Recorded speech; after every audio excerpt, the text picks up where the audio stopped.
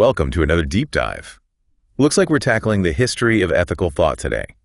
Specifically, how ideas of right and wrong have, well, changed over time. It really is amazing to see how different cultures, going back thousands of years, how they wrestled with morality. Yeah, like how did they decide what it meant to live a good life? Right.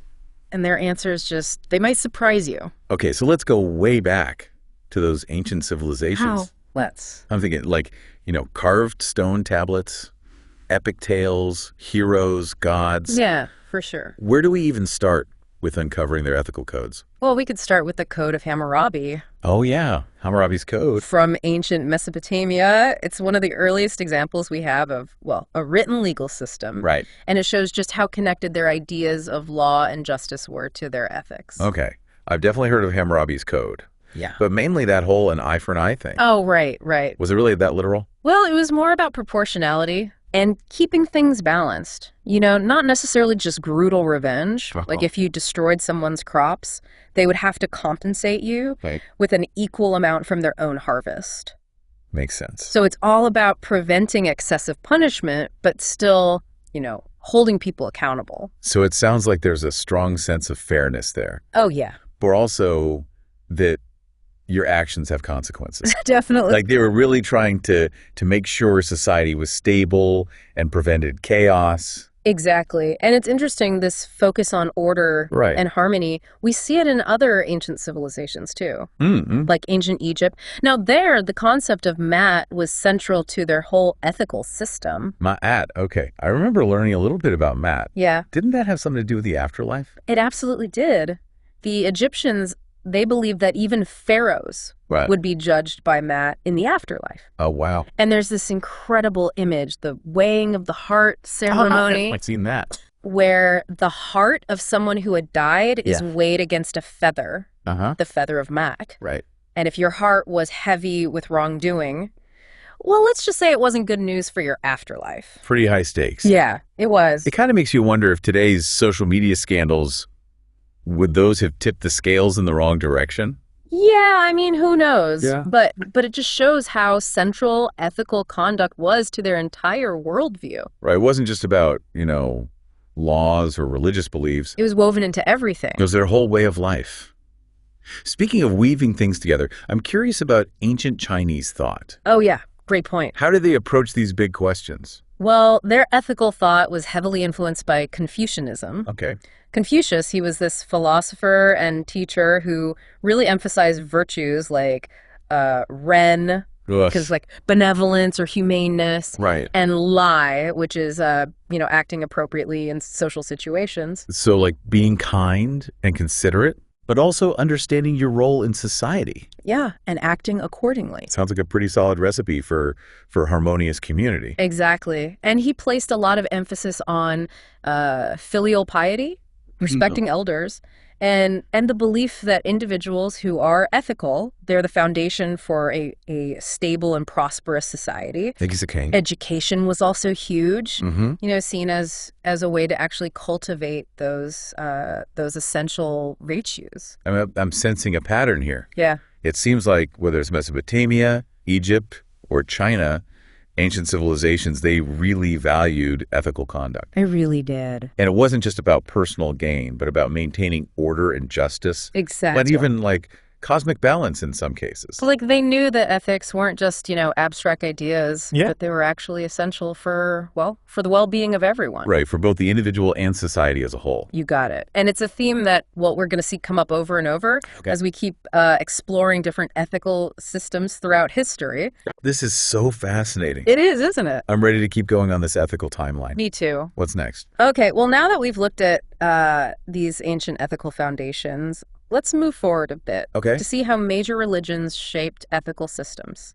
Oh, We'll look at some common threads like the golden rule, the concept of an afterlife, okay. and how religious ethics often go beyond, personal morality Right. to include things like social justice and compassion. I'm ready. Let's dive in. Great. I'm curious how these different perspectives on right and wrong have shaped how we think about morality even today. Yeah, it's really interesting, isn't it? Okay, so we've traveled through those ancient ethical codes, those carved in stone tablets. Yeah. Now let's jump into how major religions have kind of, shaped our ideas about right and wrong. Right.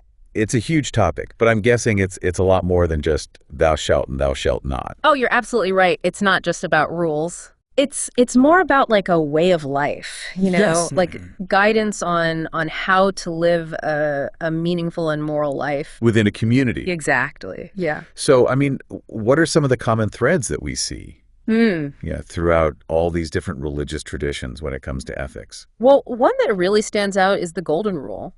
Oh, yeah, the Golden Rule. You see it in some form in pretty much every major religion. Right. Whether it's, love your neighbor as yourself, like in Christianity, Uh-huh. or do not do unto others what you would not have them do unto you, Right.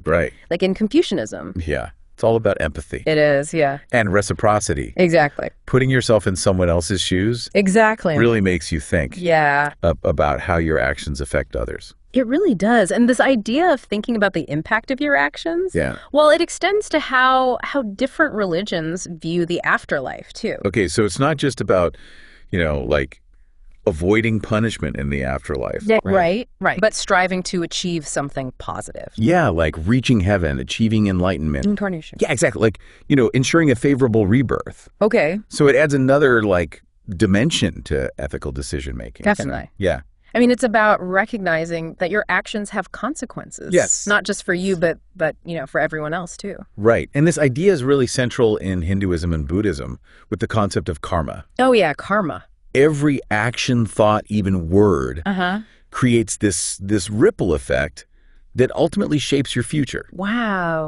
So the goal is to break free from this cycle of suffering Right. and achieve liberation through ethical living. That's powerful. It is, yeah. Now, shifting gears a little bit, in the Abrahamic traditions, Okay. Judaism, Christianity, and Islam, Yeah. there's this strong emphasis on God as the divine lawgiver. Yes, exactly. So ethical principles come from those sacred texts, right? The Torah, the Bible, the Quran. So it's about aligning your actions with God's will. Yeah. But it's more than just blind obedience, right? Right. It's about understanding the meaning and purpose behind those commandments. Okay. Like in Judaism, you have this concept of mitzvot, Okay. which is often translated as commandments. Right. But it also has this idea of fulfilling a sacred duty.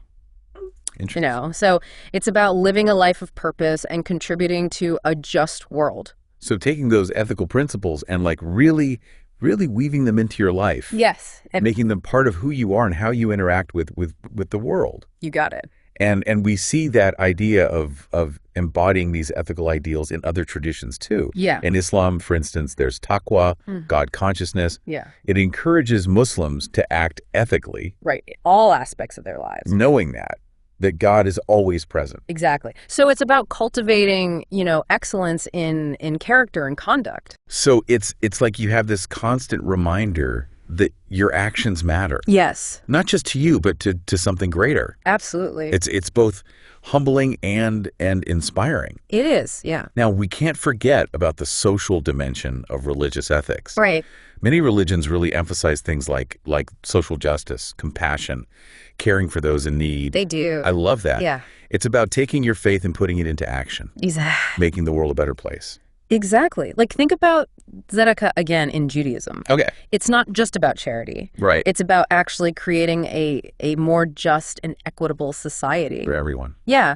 And in Islam, there's zakat, which is almsgiving, one of the 5 pillars of faith, Wow. highlighting the importance of, sharing your wealth and caring for the community. So these examples really show how religious ethics go beyond, just personal morality. Yes. It's about making a difference, Yeah. being a force for good in the world. You got it. And finding that meaning and purpose through your actions. Yeah. Connecting to something larger than yourself. Right. It offers that sense of belonging and guidance on living a fulfilling life. That's both fulfilling and moral. Exactly. It's been so eye-opening. It's fascinating stuff, isn't it? I feel like I'm seeing religious contributions to ethical systems in a whole new light. Yeah, for sure. We've only scratched the surface. We have. I mean, there's so much more to discover and learn.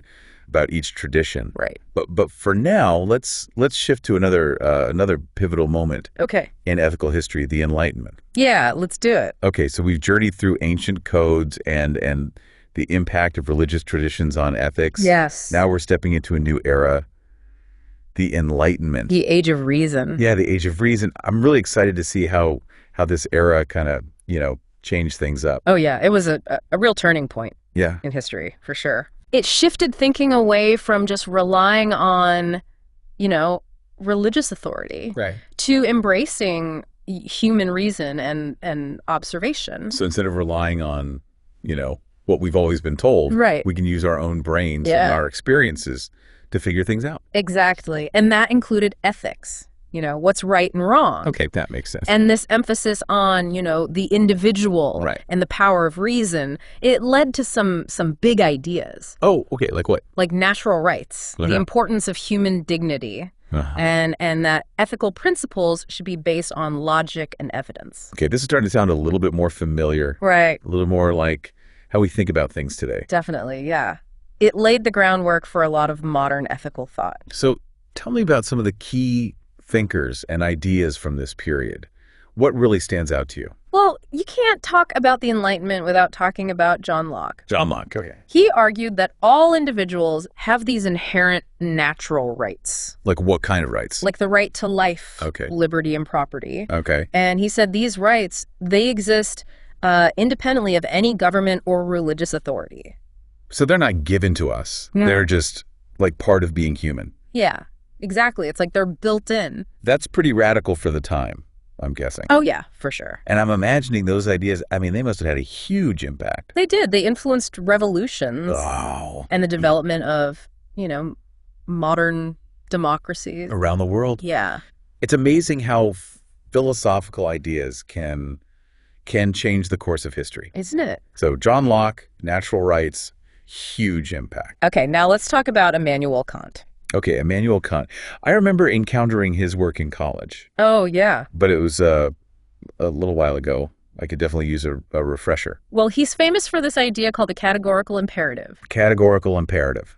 It's this principle that basically says you should only act according to rules that you would be willing to have everyone follow Okay. all the time. Like no making exceptions for yourself. Exactly. It has to apply to everyone. Right. It's about finding ethical principles that are, universal. Okay. That makes sense, but also sounds kind of hard It is, yeah. to live up to. It's challenging, but it's, a really valuable thing to strive for. I guess so. It makes you, think beyond just your own desires Right. and consider the bigger picture. Yeah, the impact on everybody. Exactly. Okay, so we've got John Locke, we've got Immanuel Kant. Okay, now let's throw utilitarianism into the mix. Okay, utilitarianism. Now I remember that one a little bit better. Yeah. It's about like maximizing happiness Yeah. for the greatest number of people. Yes. So it's all about the consequences of our actions Right. and trying to create the best possible outcome for the most people. Even if it means that some people might not benefit Right. as much as others. It's about the overall good Okay. of society. And that has to be like super relevant for public policy or government. It is. It's had a huge influence on things like law, economics, Right. and how we think about, creating a just and happy world. Okay, so we've covered a lot of ground here. We have. Natural rights, universal moral duties, Mm-hmm. maximizing happiness. It's amazing, isn't it, how these ideas from the Enlightenment, Mhm. they still resonate with us today. It's really incredible, It is. to see how these ideas, starting, with those ancient codes carved in stone, and then, we see how religion played a role. Yeah. And then the Enlightenment comes along and things really start to change. It's all connected. It is. And it's still evolving, as we face new challenges. Right. Ethics is it's not just this like dusty old philosophy textbook. Yeah, exactly. Like it's a living conversation that we're all a part of. And by understanding the history, well, we can engage with it in a more meaningful way. Yeah, definitely. So I think that wraps up our deep dive for today. It does. Thanks for joining us on this ethical journey through time. It's been a pleasure. And until next time, keep thinking, keep questioning, and keep diving deep.